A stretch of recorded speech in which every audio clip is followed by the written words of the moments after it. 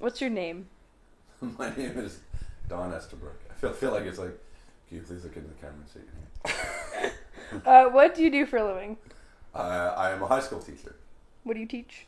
I teach math and psychology. When you were 18, what did you see yourself doing? When I was 18.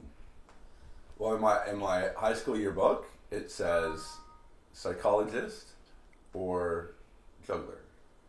So, Professional entertainer. well, the psychology seems to have transferred, but where did the juggling aspect go? Where did it go? Yeah. Meaning, like, I don't do it anymore so much? And Well, so it or- disappeared too? Has it still been a part of your life? Oh, well, when I started performing when I was 16, doing juggling, and busker festivals and stuff like that, comedy and different things. And then throughout university, I performed in the summers to pay my tuition. And then since then, kind of went a bit more traditional route, having kids. And and then it's kind of always been part of my life, although it's a bit more of a secondary thing now, and I still enjoy it.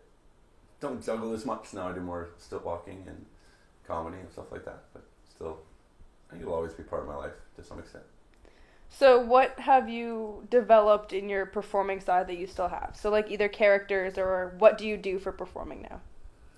Most of the time now I perform a character called Hoophead, which is an interactive stilt walking character where there's a basketball hoop on my back and people can take shots. So that's probably what I do most of the time. I still do more like traditional street performance shows from time to time, which is more of a comedy based, a lot of physical comedy and stuff like that. That's probably my main kind of interest now. I still write a bit of material even though I don't perform it, and I think even just on a day-to-day basis there's always opportunities to do little performances here and there, even though they're not official, if you will. If you had to pick one performance to be your favorite, describe it to us.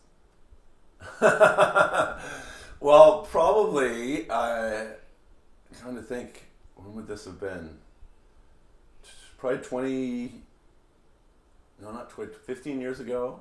Performed with an act called the Screaming Beavers, and we did like a 2-man comedy acrobatic show with a bit of juggling, but main focus was comedy. And we were performing at a festival in Edmonton. Edmonton has a huge street performing festival, and one night of the festival they do a show which is in a theater. So normally street performing is obviously out on the street and people come in. This is a theater show, people pay to come in, and there's rules to it. The rules are that you have to do something that you don't normally do in your show, or you have to do something that is collaborative with another act. So kind of like improv, you get a lot of kind of hit and miss. Pretty much everything you're seeing in the show, it's the first time it's been performed, or it's only been performed a very small number of times, so not at all polished. So Jason and I, we worked with Darren Hagen, who is he actually at the time made his career as a drag queen in Edmonton, but also played the accordion as well as a bunch of other instruments.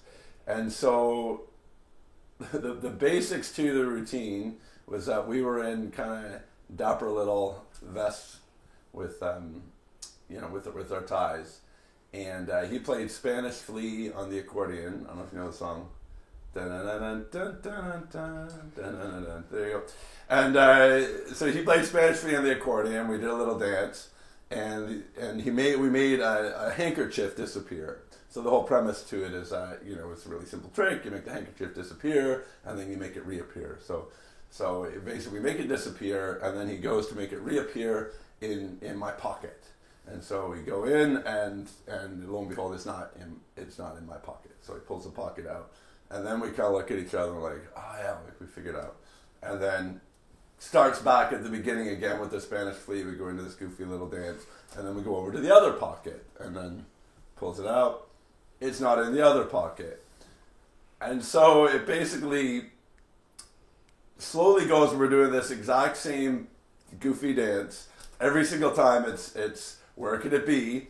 And I slowly end up being stripped down as we eliminate pieces of clothing. And then when I get topless, I end up doing my little boob dance. This thing there, wonderful for the camera. I know you're so proud. You know, and then every time after that, I go right back and do this goofy little boob dance again. And then finally, when I'm in my underwear, in my boxers, we kick into, actually, I think it's on the accordion, he kicks into 2001: A Space Odyssey. And I slowly turn to the audience, bend over as my partner puts on a rubber glove, reaches into my ass, and pulls out the handkerchief. You proud of me now? So there you go. And I had probably the biggest compliment that I'd ever received in performing after that. And a magician by the name of Peter Gross, who's from Boston, at least it was at the time, he was on after us. And he had said that we were incredibly hard to follow because every time, because he doesn't see what's happening because he's off stage. Every time he'd hear this huge round of laughter and figure, okay, that must be it. And it was really just people responding to our stupid little dance or the little boob thing. And yeah, and there's this huge round of laughter. You always thought, okay, it must be my turn now, and then it wasn't. It just kept building there. So we have time for one more question. Sure, yeah. It's all downhill after that. It's hard to come back from scars out of the ass, but hey. So you had that as what you were doing. How did you then decide to go into teaching? I mean, so I had been a year after you were born. My daughter is right here. I was a stay-at-home dad, so you probably don't remember. You were only one, but yeah, I was with her for 6 years, and during that time, I was a volunteer in her classroom at school, and looking for a more traditional, career. I knew obviously at some point I'm not going to have to be a stay-at-home dad anymore. Unfortunately, I knew your mom and I were going through some challenges and probably were not going to stay together. So I was planning on, I think I was optimistic that we could work things out, but was kind of like, okay, I need to think about what's going to happen, after. And so teaching had kind of always been this thing that's kind of in the back of my head. I felt like it allowed me to use, my entertainment background. It allowed me to use a lot of things I'd learned staying at home as a parent.